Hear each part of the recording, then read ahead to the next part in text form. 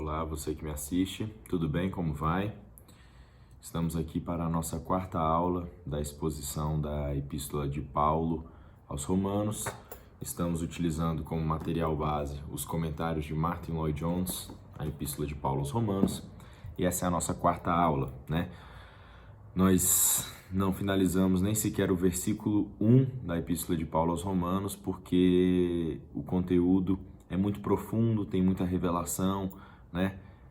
Parece que cada palavra que Paulo escreve está recheada de doutrina, recheada de coisas para que nós possamos aprender, tá certo? Então, hoje vamos dar continuidade, peço que você tenha paciência, persevere. Tenho certeza que no final todos nós vamos achar tudo isso muito proveitoso e muito edificante para a nossa fé, ok?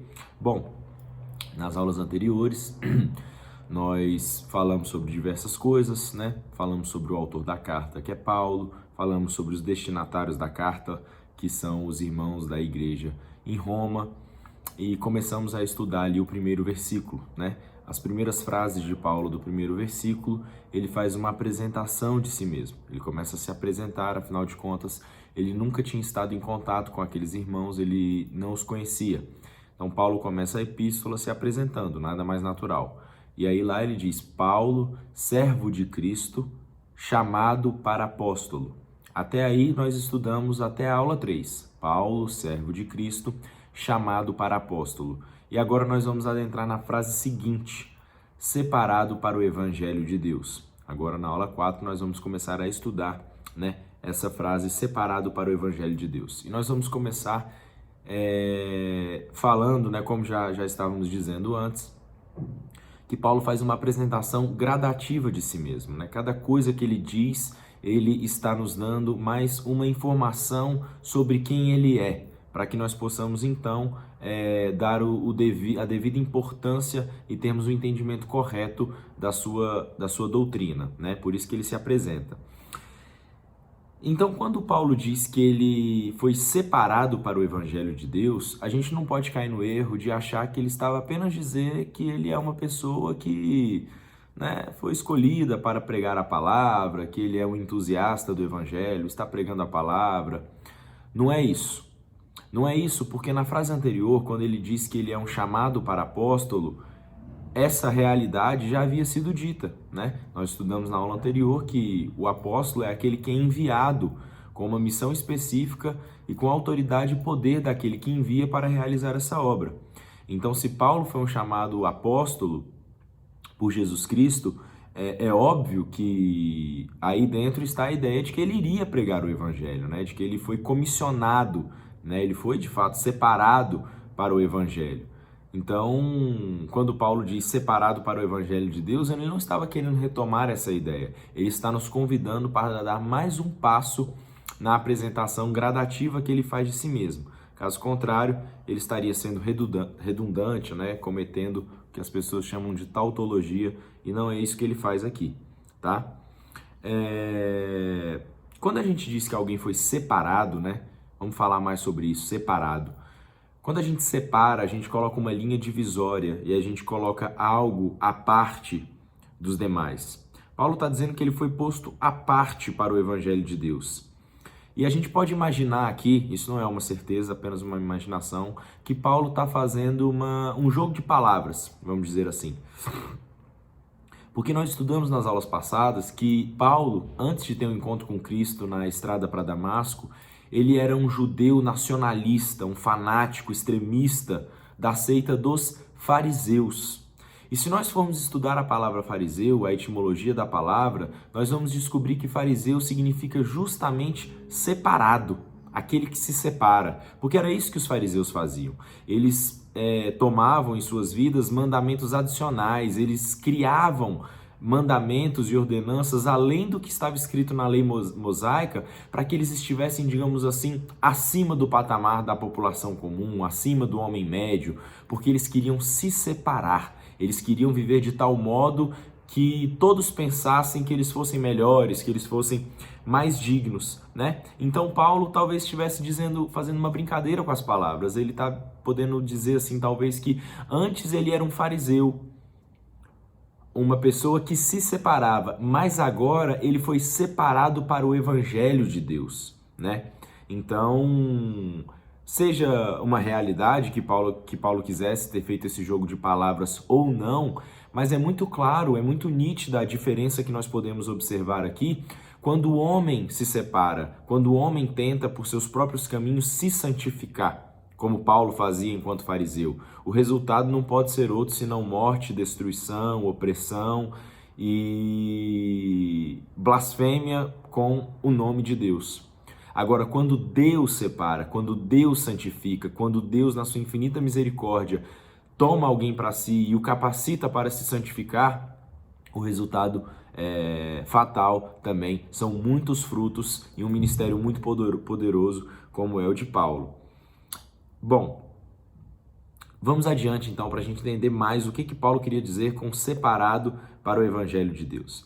Vocês têm visto nas últimas aulas, verão nesta, em todas as outras demais, que, a princípio nós nos propomos a estudar a Epístola de Paulo aos Romanos, mas o fato é que toda aula a gente precisa, digamos assim, dar um passo para trás na Epístola de Paulo aos Romanos e fazer um apanhado geral, um panorama geral da Palavra de Deus. Porque é assim que se estuda a Palavra de Deus, né? A Bíblia ela é contextual, você tem que enxergar ela como um todo. Ninguém pode pensar um versículo separadamente e a partir daí fazer uma doutrina completa. Não dá para fazer assim. Então, como nas outras aulas, hoje também nós vamos buscar informação em toda a Palavra de Deus, inclusive nas outras epístolas de Paulo.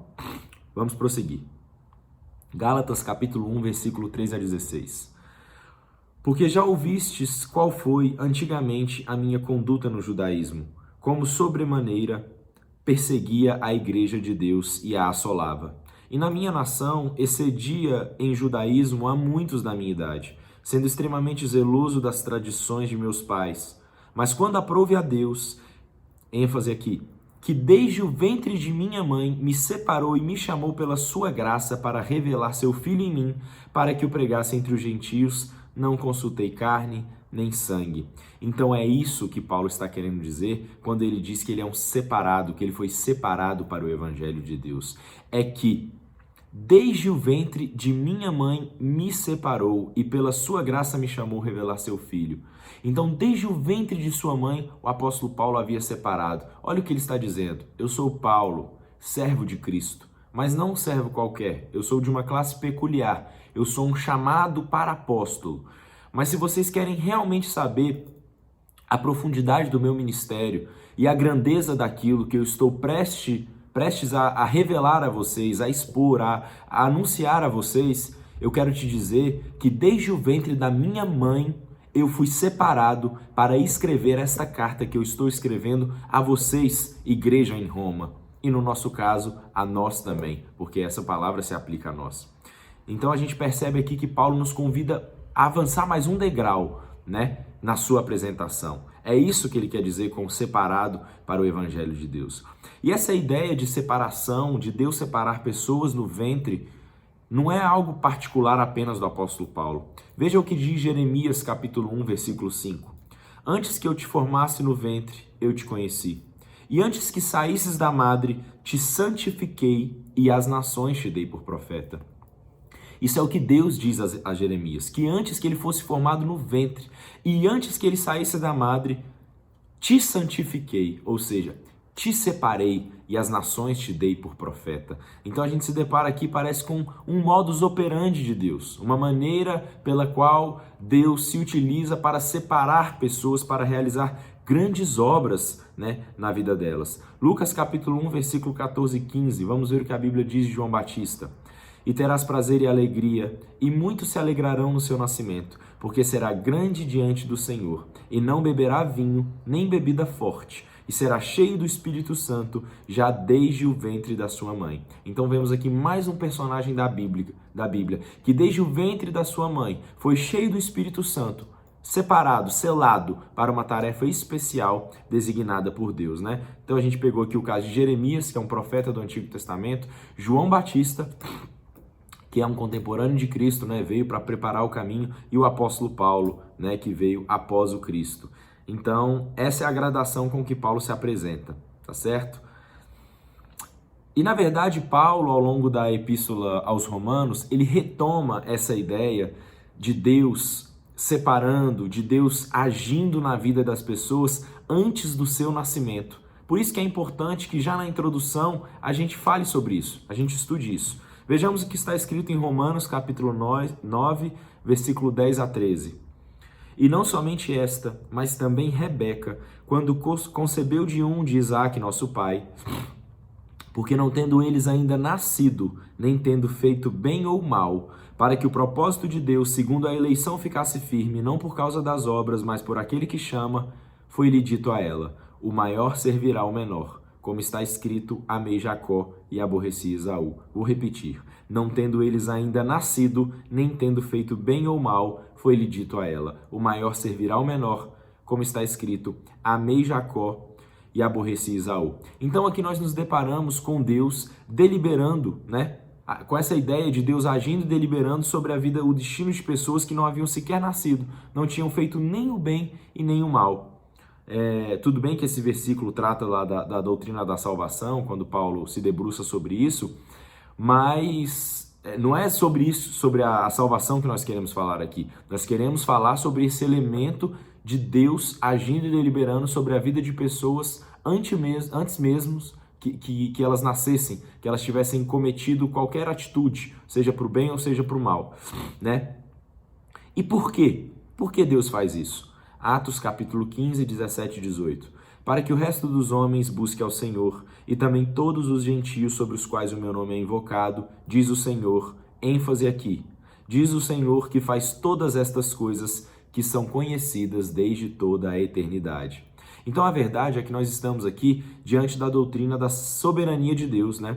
Não foram os acontecimentos posteriores, as circunstâncias, né, que estavam acontecendo naquele momento, que fizeram que Jesus Cristo resolvesse de última hora, sabe, descer do céu. Ele já tinha ascendido, e aí ele vendo lá que Paulo perseguia fervorosamente a igreja, ele pensou: meu Deus, esse homem vai acabar comigo. Vou descer para chamar ele para ser meu apóstolo. Não foram essas circunstâncias que fizeram Paulo ser chamado para apóstolo. Nós lemos aqui, ele foi separado desde o ventre da sua mãe, né? Então isso sempre fez parte do eterno propósito e conselho de Deus. E é importante lembrar, quem está nos dizendo isso é um apóstolo, alguém com autoridade divina para falar em seu nome, alguém que tem a revelação da verdade, tá certo? Então há, portanto, um plano e propósito na mente de Deus. E aqui fica mais claro para a gente aquilo que foi dito na aula primeira. Se você caiu aqui de paraquedas, está na aula 4, eu sugiro que você assista a aula 1, 2 e 3, porque nós estamos seguindo uma sequência lógica e você pode ficar perdido aqui. Então aqui, com essa nova informação de que Paulo foi separado desde o ventre de sua mãe para essa obra, fica muito mais claro aquilo que a gente disse na aula 1. Lembra? Quando a gente falou que Paulo, né, as suas duas principais missões foram defender a igreja do judaísmo que tentava varrer o cristianismo da terra e propagar o evangelho para os gentios, já que ele é o apóstolo dos gentios. E nós vimos lá que Paulo nasceu em Tarso, né? Ele era cidadão romano livre de nascimento, mas ao mesmo tempo ele era mestre da lei, foi doutrinado aos pés de Gamaliel, aprendeu toda a lei judaica, mas também foi ensinado em toda a filosofia grega, poesia grega. Então parece que Deus, de fato, tendo separado desde o ventre de sua mãe, o capacitou para essa obra que ele tinha preparado para Paulo realizar. Que coisa maravilhosa ver isso. Mas alguém pode questionar, se sempre fez parte do propósito divino tornar Paulo um pregador do evangelho, por que ele não fez logo de uma vez? Por que Paulo tinha que passar pelo que passou? Mas fazer esse questionamento é uma loucura. Existe uma outra passagem bíblica que eu não me recordo agora, que diz que como pode o vaso virar para o oleiro e perguntar: por que me fizeste assim? Não se pergunta para o Criador por que ele fez isso, por que ele fez aquilo outro. Nós, como criatura, não temos entendimento suficiente para alcançar esse conhecimento, né? As mais diversas histórias bíblicas, se nós formos estudar, com licença, do Antigo e do Novo Testamento, num primeiro momento, num momento superficial de estudo, nós vamos poder pensar ali que tudo acontece aleatoriamente, que os homens e as mulheres podem fazer o que querem, quando quiserem, conforme bem entenderem, segundo proporem no seu coração. Mas depois, se a gente perseverar no estudo e se aplicar na palavra de Deus, nós sempre vamos ver que, vindo a plenitude dos tempos, ou alguma expressão desse tipo a Bíblia usa, Deus aparece e demonstra como todas as coisas acontecem segundo a tua vontade e que até mesmo as falhas humanas e os seus pecados estão debaixo da soberania de Deus e não podem escapar ao propósito divino, né? Assim foi com Paulo. O Senhor lhe permitiu, respirar ameaças de ódio, perseguir com toda a sua força e todo o seu entendimento o nome de Jesus Cristo, né? Ele presenciou a morte de Estevão. Alguém poderia dizer, poxa, Paulo presenciou a morte de Estevão, o primeiro mártir que viu o céu se abrir e pediu que Deus perdoasse aqueles que o perseguiam. Paulo estava lá. Será que ele não podia se converter naquele momento? Por que não? Por que ele não se converteu ali?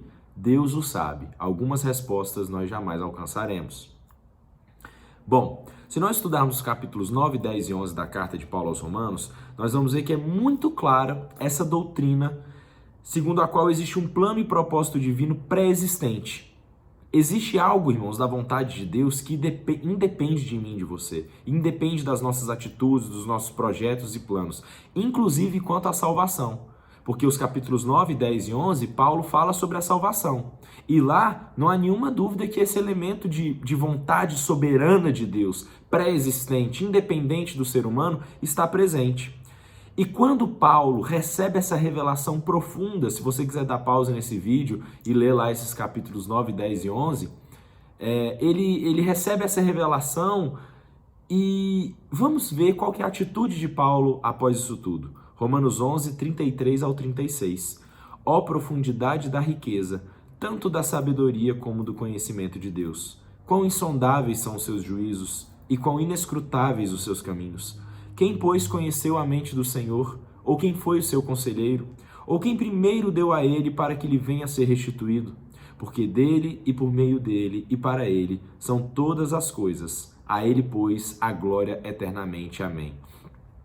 Então, se eu e você ficamos, às vezes, chocados com essa ideia de que Deus atua, Deus decide, Deus delibera sobre vida de pessoas que nem sequer nasceram, que nem sequer praticaram bem ou mal, imagina Paulo que recebeu essa revelação completa no seu espírito, mas a sua atitude não foi de questionar o Criador.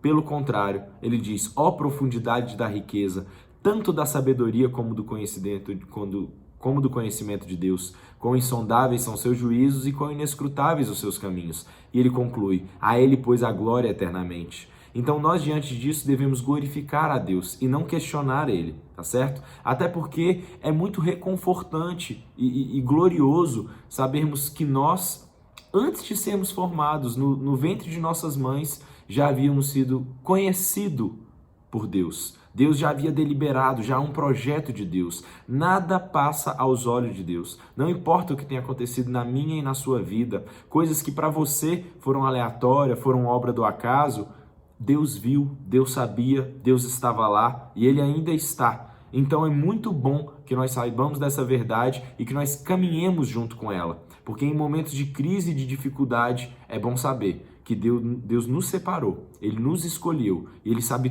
tudo ao nosso respeito, muito antes que nós fôssemos formados no ventre das nossas mães, tá certo? Bom, é isso que Paulo quis dizer com separado, né? Engraçado como esse vocábulo tem tanto conteúdo. É por isso que estamos na aula 4 e até agora não saímos do verso 1, porque nós estamos cavando para extrair tudo o que Paulo tem para nos oferecer.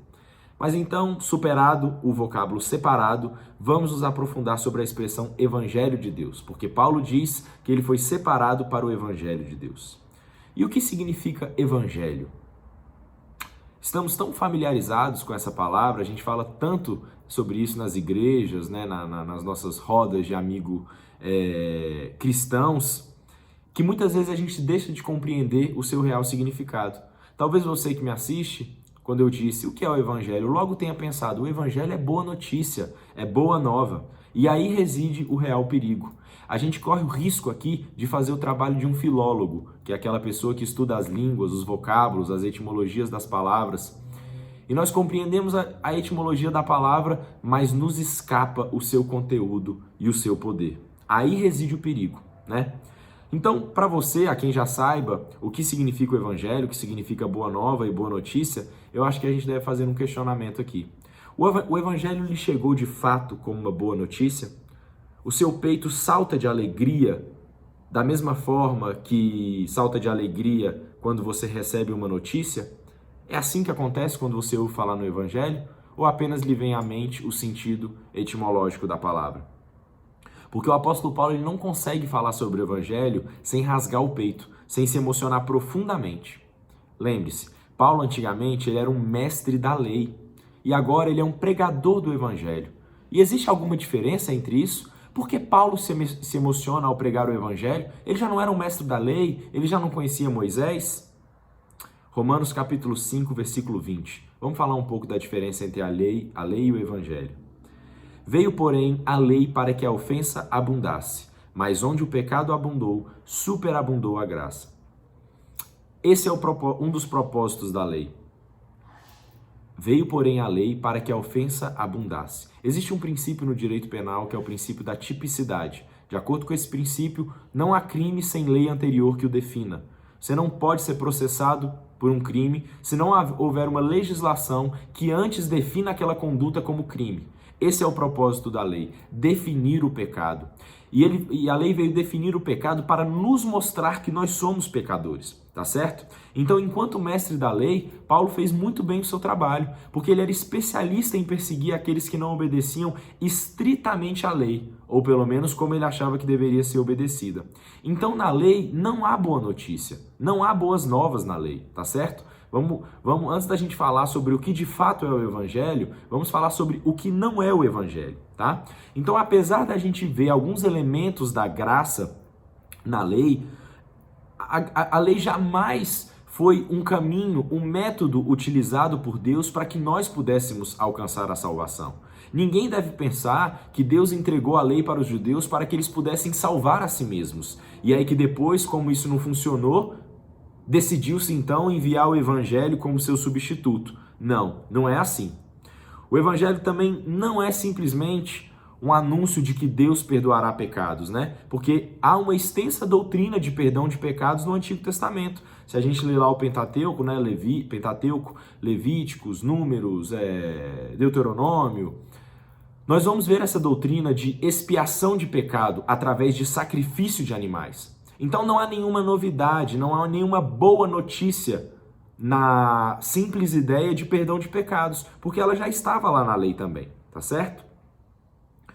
A essência da mensagem do evangelho também não consiste em um apelo para que façamos algo.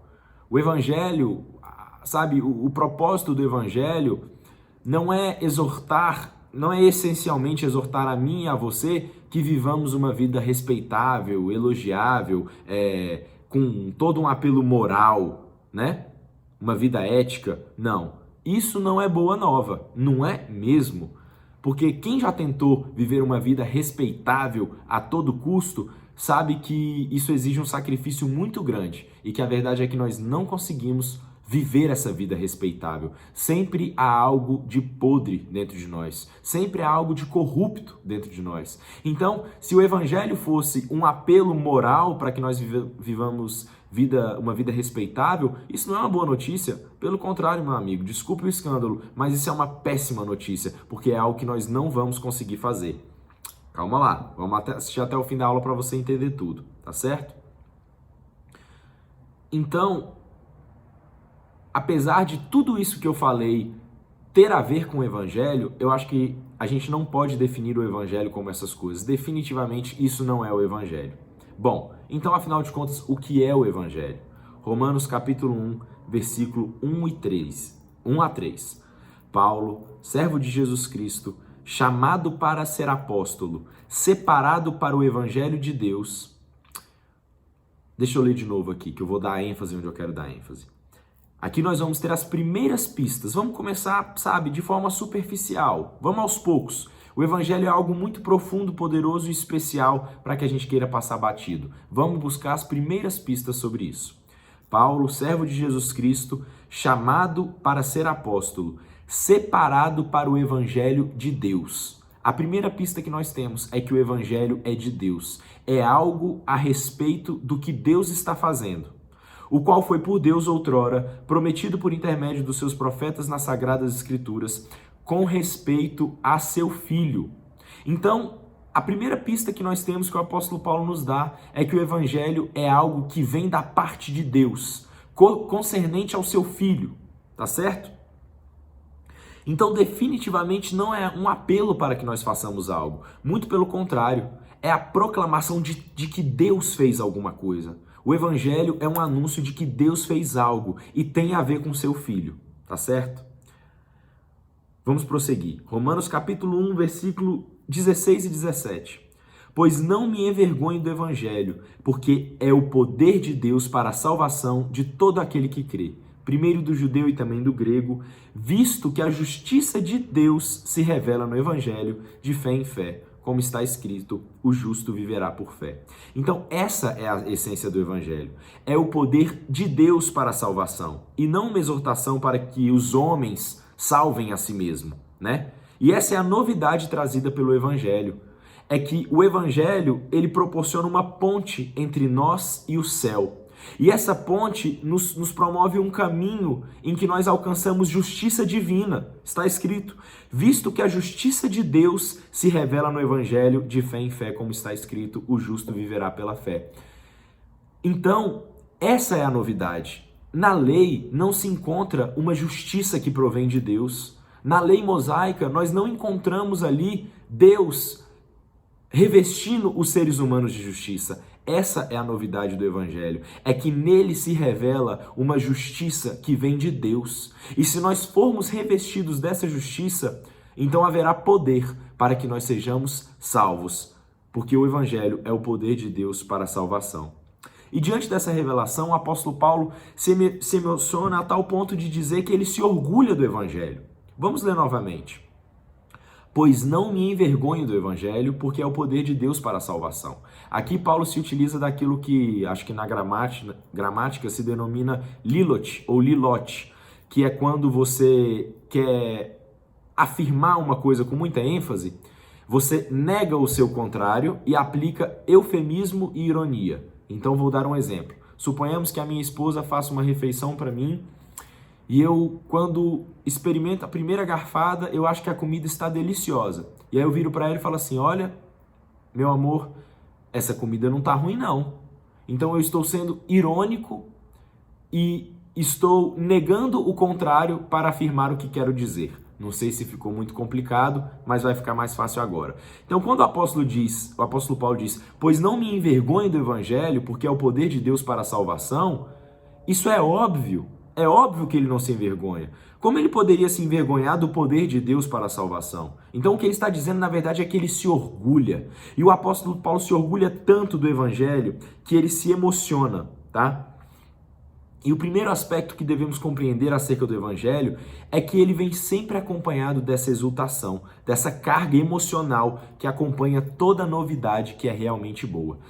Se nós formos estudar as escrituras sagradas, nós vamos ver que todas as pessoas que foram postas em contato com o evangelho se alegraram sobremaneira, entraram em júbilo e em regozijo. Vamos ver o que diz Isaías capítulo 35. Eu não vou ler tudo não, mas está do 1 ao 10 se você quiser ler, quando ele profetiza acerca do evangelho. O deserto e a terra se alegrarão, o ermo exultará e florescerá como narciso, florescerá abundantemente, jubilará de alegria e exultará. Deu-se-lhes a glória do Líbano, o esplendor do Carmelo e de Saron. Eles verão a glória do Senhor, o esplendor do nosso Deus. Fortalecei as mãos frouxas e firmai os joelhos vacilantes. Dizei aos desalentados de coração, sede fortes, não temais, eis o vosso Deus. A vingança vem, a retribuição de Deus. Ele vem e vos salvará. Então se abrirão os olhos dos cegos e se desimpedirão os ouvidos dos surdos. Os coxos saltarão como cervos e a língua dos mudos cantará, pois águas arrebentarão no deserto e ribeiros no ermo. Vou passar um pouco para frente. E ali haverá bom caminho, caminho que se chamará caminho santo. O imundo não passará por ele, pois será somente para o seu povo. Olha como Isaías fala com uma linguagem, até mesmo poética, tamanha alegria, tamanha carga emocional que se abate sobre aquele que é colocado diante dessa maravilhosa notícia que é o Evangelho de Deus. Para que não haja dúvida, Isaías 55, versículo 1 a 5, Ah, todos vós os que tendes sedes, vinde às águas, e vós os que não tendes dinheiro, vinde comprai e comei. Sim, vinde e comprai, sem dinheiro e sem preço, vinho e leite. Por que gastais o dinheiro naquilo que não é pão, e o vosso suor naquilo que não satisfaz? Ouvi-me atentamente, comei o que é bom, e vos deleitareis com finos manjares. Inclinai os ouvidos e vinde a mim. Ouvi, e a vossa alma viverá, porque convosco farei uma aliança perpétua que consiste nas fiéis misericórdias prometidas a Davi. E aí segue o profeta falando sobre o evangelho ainda, né?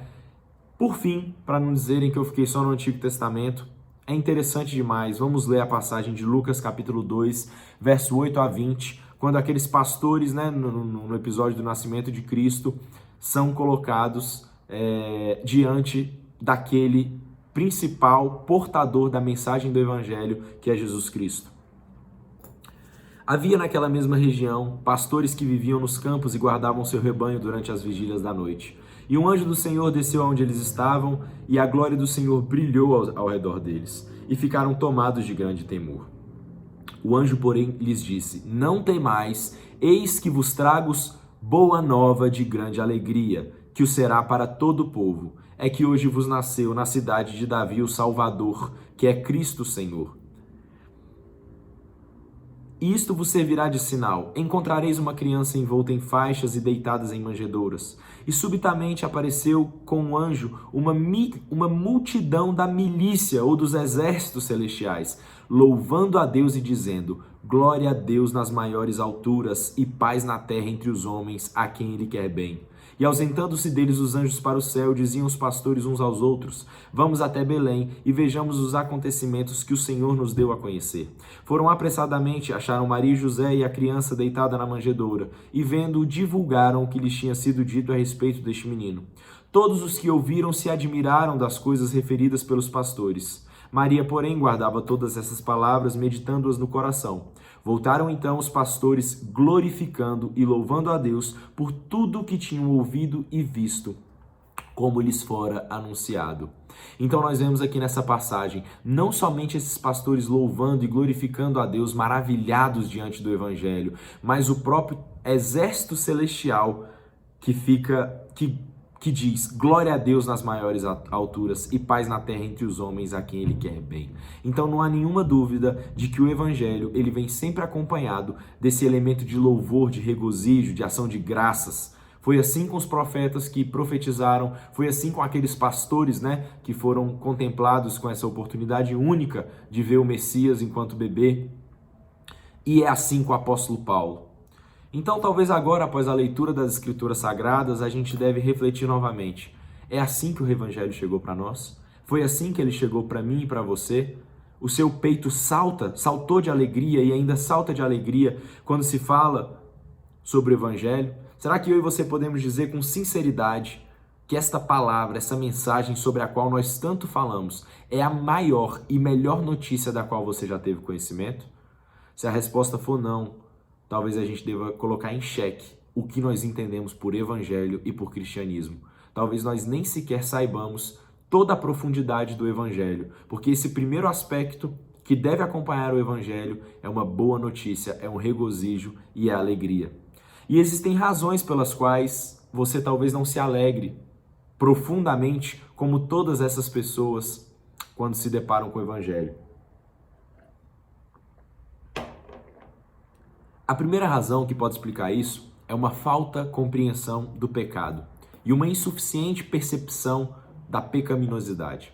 Às vezes você é alguém que se declara um pecador da boca para fora, mas no seu íntimo, lá no profundo do seu ser, você realmente acredita que você é alguém respeitável, que você é um pagador de impostos, que você nunca fugiu com a mulher do vizinho, que você nunca cometeu um homicídio.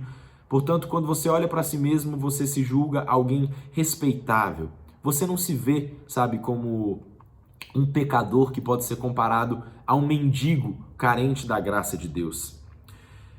E se você se vê assim, é impossível que você se alegre do Evangelho.